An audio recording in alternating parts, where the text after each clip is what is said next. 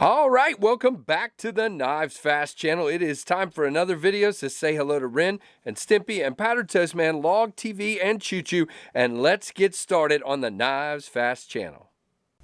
Time for a super interesting review on the KnivesFAST channel. Definitely check out the channel, hit that subscribe notification, stick around, and check me out over on Instagram, KnivesFAST. Guys, this is the Tuya knives Blackbeard version 2, and it is a slip joint. And guys, it's a slip joint with a titanium pocket clip. Yeah. Okay, so this is a very cool slip joint. Very unique, very different. Now we have a full titanium frame here with a steel lock bar. You can see the lock bar is made, it's kind of got a little even gap on both sides. The lock bar. Did I say lock bar? The spring. Sorry, the back spring. Yeah, I did say lock bar. You see the back spring starts there, runs all the way down, and included comes up like this, but stops just short of the top of the frame there. You can see your blade does come way out to the tip. Now, guys, if you look, this blade stays pretty thick all the way down. So it's a really interesting blade, but you do have contoured titanium frames on this knife. There's no covers. It's just a solid frame. You do have a flute here on both sides, very cool. You do have a pivot that's tooled on one side, black hardware. You do have a lanyard hole there, as you can see. This pocket clip is really long. It does do very good. It's very thin. It came in and out of my pants fine. If you have thicker pants, it might be kind of short, but we'll see based on whatever pants you wear. But for me, it was fine. It does carry very slim. I did carry it on the pocket clip and not in a slip since it came with a pocket clip. Let's see. Is that reversible? No, it is not, because it's milled down in to the scale, and that's how it doesn't dance around really bad. You have this bronzed finish on the titanium, which looks really cool. And then a satin finish clip point blade. It is horizontal satin on the flats, vertical satin. That is... Boy, I'm not positive. I think it's a hollow grind, but we'll look it up in just a moment. But you have a satin swedge as well. You have an anchor back here. I think that's for the designer of the Blackbeard and the Tuya logo there. You have really gorgeous looking, long pulls on both sides, and just an interesting knife. Now, this one is ultra pinchable for me. Great on the pinch, especially when you get back right over the edge of that long pull. Now, you have a very interesting system here. And we're going to do like this. See if you can see this. So, normally, a slip joint has a tang that's got three sides to it. You have kind of flat, and then flat, and then flat. What you have here is some geometric shapes there, as you see. So, when it hits this back spring, you can see when I begin, well, we're out of focus. Come on. All right, let me back up. Let me take the box out. There we go.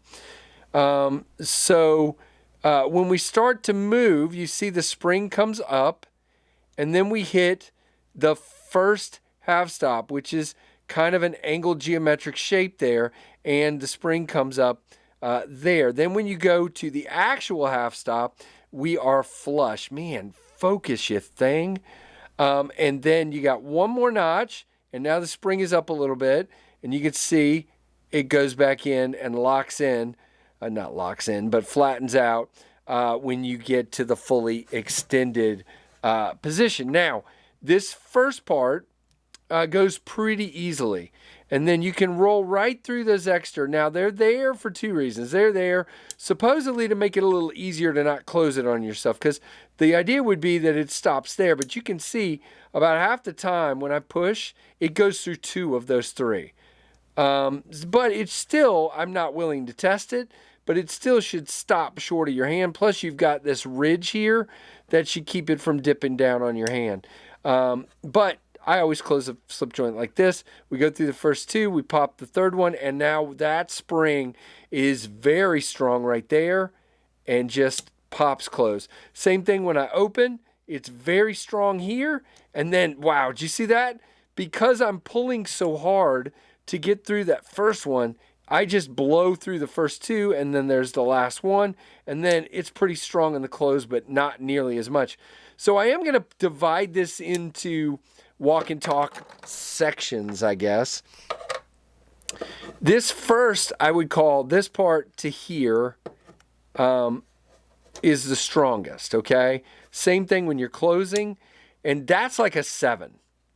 And then when you get to these guys, I mean, I don't even know how to number them. They're maybe 2s or 3s, okay?